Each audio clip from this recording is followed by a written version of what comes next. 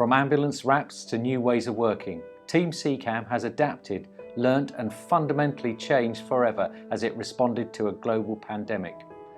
During an historical period of our lives, our staff tell their stories of working through this time. In early February, news hit of the first British national to be infected with Covid-19, a businessman from Brighton returning from Singapore. So we knew that the focus was going to be on us, so we immediately started doing some plans to get us ready for Covid. I think there's a little bit of fear of the unknown, but as is pretty typical in our area, we put the first swabulances out at 24 hours notice, so there was a real can-do, and that's carried on throughout. The Trust's fleet department hit this challenge head-on.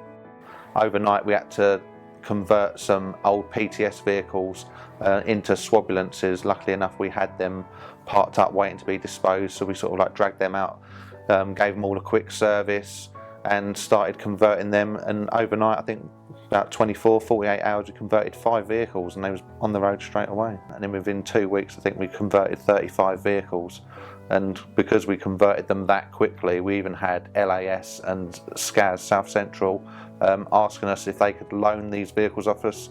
So yeah, as a department I'm really proud of what the guys have achieved, really. From fleet to logistics, the challenge was on, but with PPE in short supply around the world, Alex Darling from our emergency and resilience team was called in to provide support to a dedicated but overstretched team. Some long days and nights and weekends working, but the team have been here, and that team, they've had to very quickly go from doing business as usual to step up. And we're in a warehouse now of equipment that is specifically been brought in for coronavirus. It's a level and a volume of stock we'd never usually need. It's been such a big task. We've relied and worked closely with Kent Fire and Rescue. We've had support from Team Rubicon. We've had the CFRs helping out. It's been a colossal task, and it wouldn't have worked without everyone pulling together to do it. And the support went beyond just assisting the logistics team. From welfare vehicles to temperature checking to morale boosting quizzes at the 111 call centre, our team of volunteers have not let us down.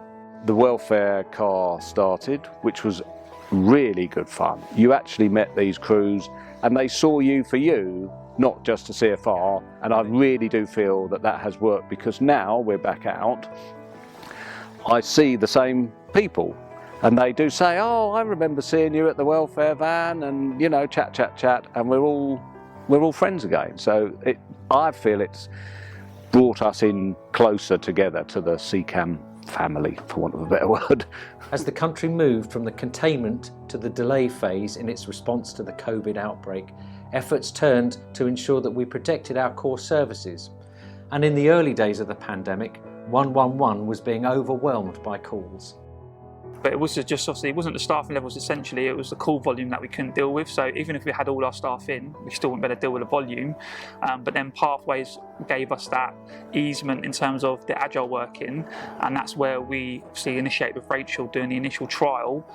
It was really interesting that the agile working from a health advisor point of view was able to kick off, and I think Rachel done a really good job in terms of demonstrating that it was a feasible option for us to continue with. I then received a letter from the government saying about that I needed to go into self-isolation as I was high risk. I was okay about being at home, but it was the support side of things that I just, when Lee said to me about would I trial it, and I was like, yeah, that's absolutely fine, keep my mind on the job and you know, keep up to date with everything. And I think, because if I didn't do it, I would have gone a bit crazy for being at home for 12 weeks. It also meant agile working for the majority of support staff, which brought with it its own set of challenges for some. My dad is really unwell and is really elderly. We stopped the carers going to him, and I took it up myself. As a working parent, you just get on with it, you know, and it was new for everyone. The kids were, you know, working from home, etc. But it really did become very, very challenging, but grateful that you know, my loved ones and myself are still here, really. Covid cases in the capital were increasing, and our colleagues at London Ambulance Service called on mutual aid, and our staff did not hesitate to offer their assistance. So I have a lot of friends that work for London Ambulance Service, so I really heard from a first-hand experience of how busy they were and how severely and how critically unwell a lot of their patients were. And when we got to London, I think the fact that when we were prepped about how serious it was and how severely unwell these patients were, I think that pretty much hit home straight away on the first day of how unwell these patients could be and how frequently we would be seeing them. The reality of what was happening was also being felt in our region, as staff had to deal with some very heartbreaking cases. It's really tough. I think those jobs can be tough anyway, but then when you know it's most likely to do with COVID, especially when they're quite young or something, it's really tough. I think was my first cardiac arrest. That was quite, because all the protocols are different and you had to remember those, but it's wearing all the PPE as well is really tough. Knowing when to put it on and what to take in, and especially if you're first there, and it's just different. And the pace of change was also being felt deeply in our EOCs. It was very concerning. On a personal level, my mum had to go into shielding, so it was very difficult to see my family not being together because we're very, very close. But then coming here and just sort of hearing all the stories of people that were having to deal with query COVID at the time, that again was very, very difficult. And also protecting the welfare of the team, who were going to have to go through more, what's what I'm looking for, more sort of disruption than I was going to have to go through, because they had to keep up to date all the time with all the regular updates that were coming through for Pathway. And the impact the virus was having on our elderly population was coming into stark reality. One of the first calls I took was from a care home. And it was a possible suspected COVID case in there, and I asked her how many residents were there, and they had 50 plus patients on that floor. And you just saw it escalate. You just thought, wow. None of us knew what to expect at the end of the day. You know, we had to experience all the social distancing in the EOC, all being separated, all being divided, and very unique time. Our staff were also feeling the effects of COVID. One member of staff, Raju, became very unwell after contracting it. Unfortunately, I caught the COVID, classic symptoms actually, and now that we know that ethnicity has an influence as well, we're not sure why, but it really affected me, and I was really quite ill. Do you know what? As the symptoms progressed and I felt further into the illness, you know, I thought to myself, gosh, is there a real risk of me being really ill, and as it reached its crescendo of me being so unwell, I thought, gosh, could I actually die from this? Operating Unit Manager Andy Rowe saw a former colleague and friend, bank paramedic practitioner Peter Hart, succumb to the virus, at a time when he was also supporting his team as they dealt with the deaths of 2 members of staff. You do the right thing and you go into almost like an automated system where you must do this, must do that, must support, must do this. I think until the day of the funeral it was all very surreal. Once you go, and I was privileged to be part of the procession, drove the lead car, and you see the love that was there for Peter, suddenly you realise that more than ever what a big green family we are, how much it affected everyone, and I think we all thought there go I but the grace of God, and it makes you realise your own mortality, and that probably is the reason that every day you get up you think, right, must wash hands, must put the mask on, must do what we need to do, because I don't want my family to go through what Peter's family went through, or my friends. Operating Unit Manager Will Bellamy has kept a diary of this historic time as he reflects on the support and leadership he has provided to his team. I use the word "I'm frightened" quite a lot in the diary at the beginning, and I was frightened for my staff and the team. You know, did I have enough PPE? Were people fit tested? What am I doing? How do I, you know, deal with people and speak to people, have real honest conversations, and show a bit of vulnerability in myself, even though I'm the senior leader in this area. Actually go, I'm frightened too, but I'm conscious that I'm also going to stand on the front line with you. I'm going to respond to patients. The impact of COVID isn't always visible, as we have seen a number of staff forced to shield to either protect themselves or loved ones. The effect on their mental health cannot be underestimated.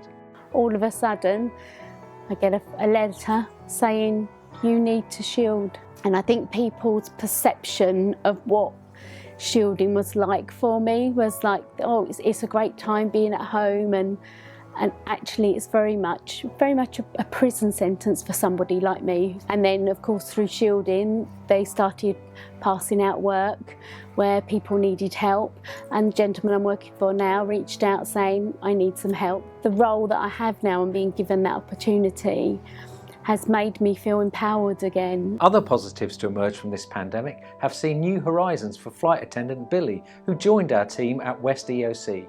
Pretty much I was mid-air on one of my last flights, and we all kind of sat together and said this could be one of our last flights in a while. Little did I know it would be one of the last flights I do in about half a year. I think if I was actually locked down in my house and not able to do anything, I would have gone stir crazy.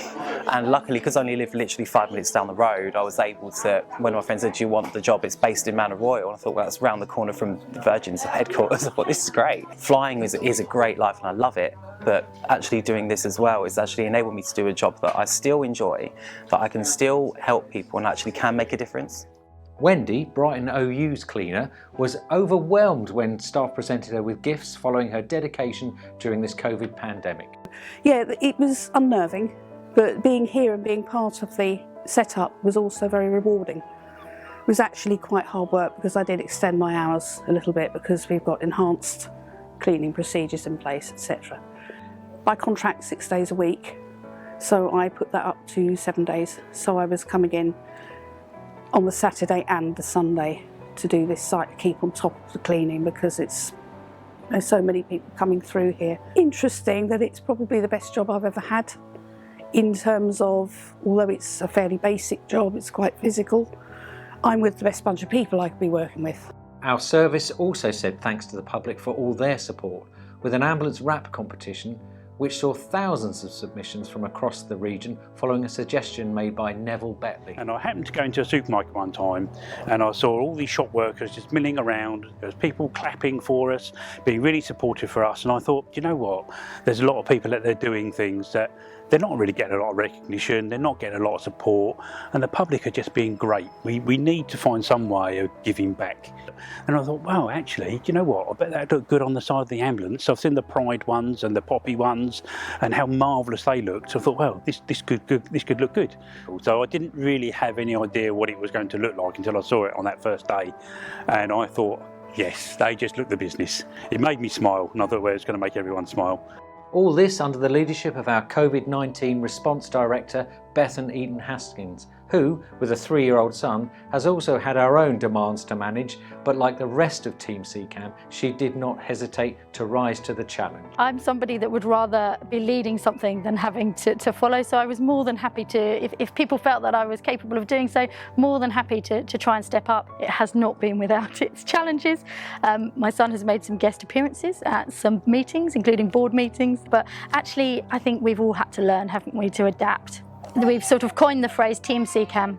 It's about what we can do when we truly work together and the differences we can make by doing so. And I think whilst we think we might have done that in the past, this has really shown what we can do if we don't have our silos and we work all as one.